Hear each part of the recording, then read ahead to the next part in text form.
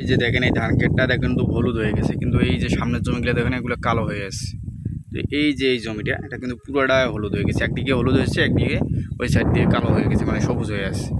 আসসালামু আলাইকুম বন্ধুরা, আজকে আমরা জানবো যে এই ধান ক্ষেত হলুদ হয়ে যাচ্ছে কেন, একদিকে হলুদ আর একদিকে কালো হয়ে আছে কেন।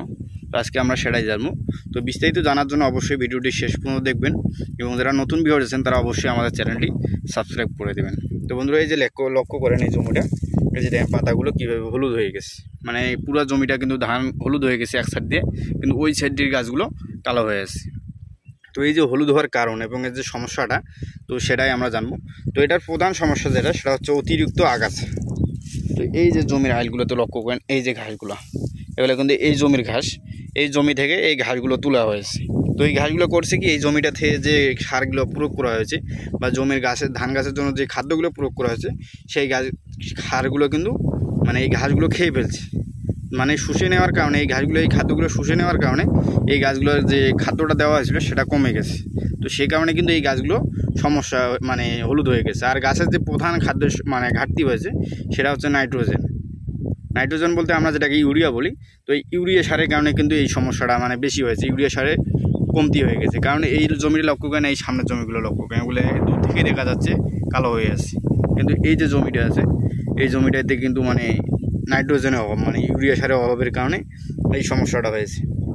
কারণ এই যে দেখেন পুরো জমিটা একইভাবে হলুদ হয়ে গেছে। তো বন্ধুরা এইভাবে যদি আপনার জমি হলুদ হয়ে যায় তাহলে কিন্তু মারাত্মক সমস্যা হতে পারে। যেমন ধরেন আপনার কুশি কম বৃদ্ধি পাবে, পাশাপাশি আপনার যে ধানের ফলনটা ভালো হবে না, এবং গাছের যে বৃদ্ধিটা সেটা কিন্তু ঘটবে না, মানে বৃদ্ধিটা হবে না।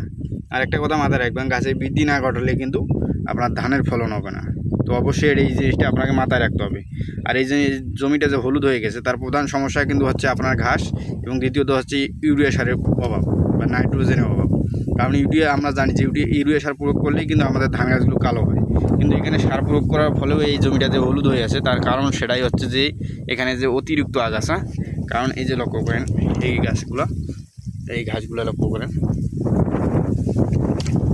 এই যে দেখেন কত বড় বড় ঘাস, এই যে দেখছেন এগুলো ধানের উপরে উঠে গেছে। এই গাছের গোড়ায় একদম আছে এই যে ঘাসটা, কীভাবে গাছের গোড়ায় উঠছে, এভাবে উঠলে কিন্তু আপনার ধানের ফলন হবে না। তো বন্ধুরা অবশ্যই আপনার জমিকে ধানের ফলন পেতে অবশ্যই ধানের জমি আপনাকে আগাছা মুক্ত রাখতে হবে, এবং পাশাপাশি আপনার ধান খেতে পর্যাপ্ত সার বা মানে খাদ্য প্রয়োগ করতে হবে। নাহলে কিন্তু এই যে জমি এখানে হলুদ হয়ে গেছে, কিন্তু জমিটা দেখেন এখানে ঝকঝকা হয়েছে, কারণ এখানে কুশি বৃদ্ধি কম হয়েছে, পাশাপাশি গাছের বৃদ্ধিটা সেটা থমকে গেছে। তো অবশ্যই আপনাকে ধানের সঠিক ফলন পেতে কিন্তু আপনাকে গাছে সবুজ রাখতে হবে, এবং এই সময় গাছের বৃদ্ধির সময় আপনাকে পর্যাপ্ত খাদ্য প্রয়োগ করতে হবে। নাহলে কিন্তু পরবর্তীতে আপনার ফলন কমে যেতে পারে বা কমে যাবে, অবশ্যই যাবে, কারণ গাছে খাদ্য না থাকলে পরবর্তী শীষ আপনার ছোটো হবে। তো বন্ধুরা আজকে পর্যন্তই, সবাই ভালো থাকবেন। আসসালামু আলাইকুম।